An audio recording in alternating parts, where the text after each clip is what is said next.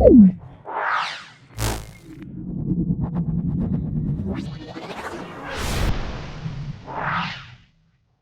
விசுவாசத்துல ஃபர்ஸ்ட் கடந்து வர்றது பலவிதமான சாகச்சரியத்திலோடு இருக்கலாம். ஆனா அவங்களுக்கு ஃபைனல் தௌத்தியம் உத்தரவாதம் இருந்தாதனால பரலோகத்துக்கு போறதுதாக்கணும். அதுக்கு வேண்டிதான் இயேசு பிறக்கே போறதாக்கணும். தேவைகளை வேண்டி, சௌக்கியத்துக்கு வேண்டி, பணத்துக்கு வேண்டி, அதுக்கு இதுக்கு வேண்டி எல்லாம் பின்ன பொறுக்க 1000 பேர் இருக்குது. ஆனா அசிங்கெல்லாம் செய்யும், பரலோகத்துக்கு போக மாட்டாது. லூக்கா 8:39.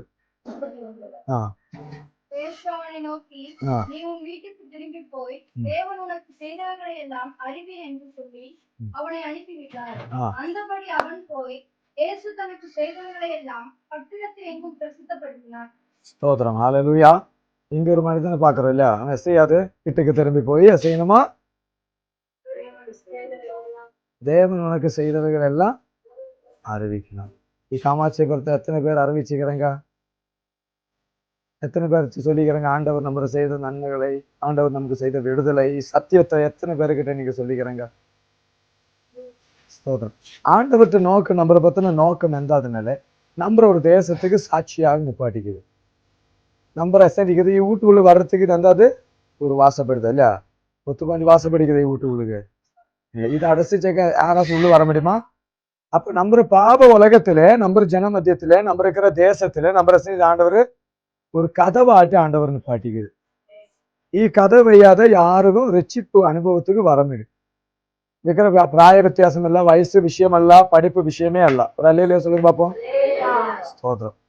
அப்ப கதவு வையா மட்டும்தான் ஒருவனுக்கு வீட்டுள்ள வர முடிய மாதிரி நம்ம ஆண்டவர் எத்தனை நிப்பாட்டி. இதை வாய்ச்ச வசனத்திலே ஒரு பூதம் பிடிச்ச, ஒரு பிசாசு பிடிச்ச மனுஷன் ஆண்டவர் தெரிஞ்சவனுக்கும் தெரியாதவனுள்ள வித்தியாசம் இருந்தாதுனாலே வேத வசனத்துல நம்ம சமயம் இல்லாதவங்க வாய்க்க சொல்லின்னு போறேன். நீங்கிட்ட வாழ்க்கையில நீங்க ரட்சிக்கப்பட்டங்களா இல்ல இன்னும் ரட்சிக்கப்படல, நீங்க ஸ்நானப்பட்டதெல்லாம் 2வது விஷயம். உண்மையான ரட்சிப்பு நீங்க உள்ள வந்தீங்கதான்னு நீங்க சோதனை பண்ணி பார்க்கணும். வேத வசனத்துல நம்ம பாக்குற ஒரு மனுஷன் வாழ்க்கையிலே அவன் இயேசு கிறிஸ்துவ பாக்குறது முன்ன அவன் வாழ்க்கை எந்திரிச்சு தெரியுமா? அந்த பட்ட மேல போட மாட்டாது, அவன் வீட்டுல தங்க மாட்டாது, அன்பாச்சும் பேச மாட்டாது. அக்கடி அவனவே அவசியம் வேதனைப்பிக்குமா, அவனவே அவசியம் வேதனைப்பிக்குமா. அவனை யாராலும் பிடிச்சு வைக்க முடிய மாட்டான். இந்த ஒருவன் வாழ்க்கை நீங்க நினைச்சு பாருங்க, என்னதான் நம்ம வாழ்க்கைச்சு இல்ல. நன்னை யாரு கட்டுப்படுத்தும், நனக்கு யாரு தலைவோம், நனக்கு தோணுத்தை நான் செய்வேன், நான் காம போடுவேன், நான் கெட்ட போடுவேன், நான் கேள்வி கேட்பேன், நனக்கு தோணுத்தை நான் செய்வேன், நான் நாகரிகமா நடத்தல இருந்து நடக்க நினைக்கிறது, நட்டு இஷ்டத்தை நான் நடிப்பேன், யாரு அவன் பார்த்தல நடக்கிறது, நான் இருக்கிற தேசத்துல நான் எனபேக்குன்னு குடிச்சிட்டு கூத்தடிப்பேன், யாருக்கு எந்த அசு நம்பிருந்தோம் இல்ல. இத மாதிரி மனுஷனை பார்த்து நம்பிருந்தோம் இல்ல. குடும்பத்துல குளிச்சு குழுங்களுக்கு சண்டா, பிள்ளைங்களுக்கு கூட சண்டா இல்ல. எங்கிட்ட குடும்பத்துல உள்ள மாதிரிதாச்சு ரசிக்கப்படுத்த முன்னே நங்கிட்டு வாழ்க்கையில என்னதாச்சு, யார்டா எங்களுக்கு தலைவர்னு சொல்லிட்டு நாங்க அத மாதிரிதான் திருச்சின்னு இருந்தோம். அணைக்கிற ஒரு மனுஷன் வாழ்க்கையில இயேசு கிறிஸ்து கடந்து வராது. யாரு யாரு? இயேசு கிறிஸ்து அவன் வாழ்க்கையில கடந்து வந்த உடனே அவன் வாழ்க்கையை அவட்டு மாறாது. அவன் வாழ்க்கை அவட்டு மாறாது. எந்த சம்பவிக்க தெரியுமா? நேசர் வரை பட்ட வரை போடாத என்று பட்ட வரை போட்டுக்கணும். நேசர் வரை ஆறான்னு பிடிச்சு வைக்க சங்கில கட்டி போட்டாலோட சங்கில ஒட்டுசுக்குன்னு ஓடி தெரிச்ச மனுஷன் இன்று இயேசுட்டு கால பக்கில கொந்துக்கணும்.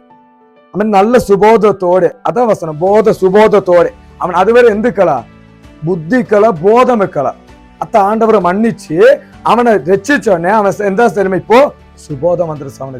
அவனுக்கு போதம் வந்துட்டான். போ நான் யாரு, நான் கர்த்தர்ட்ட பிள்ளை, ஆண்டவர் நான் தெளிச்சுக்குது. அவன் நான் ஏன்னா வாழ்ந்து நின்று உலகத்துல ஏரியால கேவலம் பிடிச்சவனா வாழ்ந்து நின்று மத்த என்னை பார்த்து அம்மனம்மா நக்கிறத பார்த்து கேலை செய்யும், நான் குடும்பத்தை கேலை செய்யும், எல்லார்த்தும் வெய்யும். இத மாதிரி நான் ஒரு அவமானமா நான் ஏரியால நான் வாழ்ந்துருந்தேனே. ஆனா இயேசு கிறிஸ்து நட்டு வாழ்க்கையில வந்த சேஷம் நட்டு வாழ்க்கை எந்தாசு அற்புதமா பார்க்காதவனா அநேட்டு பீத்துக்கு செல்லாரும் எந்தவா இவன் பிசாசு பிடிச்ச மனுஷன் இன்னும் ஒரு சுபோதத்தோடு ஆண்டவத்து கால பக்கில கொந்து நிக்குதேன்னு பார்த்து ஜனங்க அதிசயப்பட்டுருச்சு. இத மாதிரி ஒரு ரட்சிப்பு தான் இந்த காமாட்சிபுரத்துல இருக்கிற நீங்களுக்கும் வயநாடு பகுதியில் இருக்கிற நாங்களுக்கும் ஆண்டவர் தந்திக்கிறது. உங்களை தந்திக்கிற ரட்சிப்பா இது ரட்சிப்பின் அனுபவம் தான். இது பழைய வாழ்க்கையில இருந்து ஒரு புதிய வாழ்க்கை. மனுஷன் ரட்சிப்பு வந்த உடனே மனுஷன் அடங்கிக்கலாம எத்தனை செஞ்சுச்சு. ஏசு பெருக்கிட்டே தோனியாரு போனப்ப ஏசு பெருக்கிட்டே போய் நானும் வர்றேன் நின்று கூட. அப்பதான் ஏசு வார்த்தையை சொல்லாத இருந்தது, நீ திரும்பி நிட்டு வீட்டுக்கு போய் நீ கேவலப்பட்ட இடத்திலே, நீ நிந்திக்கப்பட்ட இடத்திலே, நீ அவமானப்பட்ட இடத்திலே, நீ யாரெல்லாம் நின்ன காரியத்தை பேசோ, யாரெல்லாம் நின்ன குத்தி பேசுசோ, யாரெல்லாம் நின்ன அவமானப்படுத்துசோ, நீ நல்லாக மாட்டேன்னு சொல்லுசோ, அசிங்கிற மத்தியத்தில போய் நீட்டு சாட்சியத்தை வெளிப்படுத்து. நின்ன பத்தி ஆண்டவர் இயேசு கிறிஸ்து வாழ்க்கையில அந்த அனுபவத்தை அசிங்கிட்ட சொல்லி கொடு.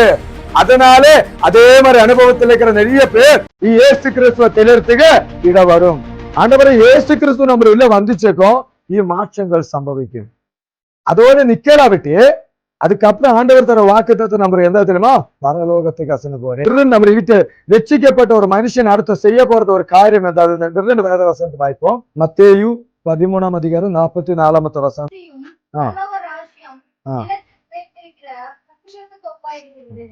ஒரு மனுஷன் கண்டு மறைத்து அதை பற்றிய சந்தோஷத்தினாலே போய் தனக்கு உண்டான எல்லாவற்றையும் விற்று அந்த நிலத்தை கொள்கிறான். ஆமென். ஸ்தோத்திரம். ஹல்லேலூயா. இந்த வசனத்தை வாய்ச்சோம்.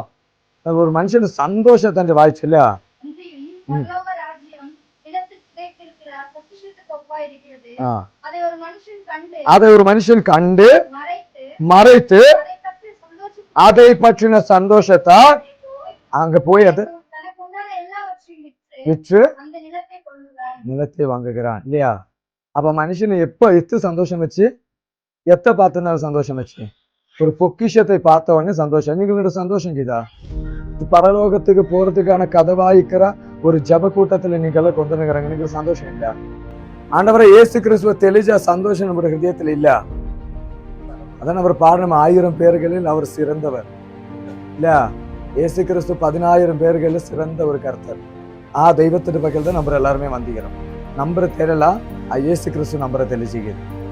நம்பரை கூட்டு வேர்திரிச்சு இன்று சின்ன ஒரு பவனத்துல நம்ம ஜெபிக்கிறதுக்கு ஒரு ஆசீர்வாத தெய்வம் நம்பரை தந்திக்குது. இன்னும் ஆசீர்வதிக்காம இயேசு யாருன்னு தெரியலாம இவையே 1000 பேர் இப்ப போய் நிற்குது இல்லையா?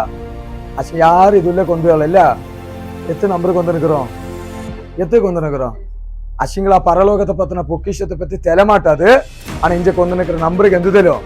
பரலோகத்தை பத்தின பொக்கிஷத்தை நம்ம பார்த்துக்கிறோம்.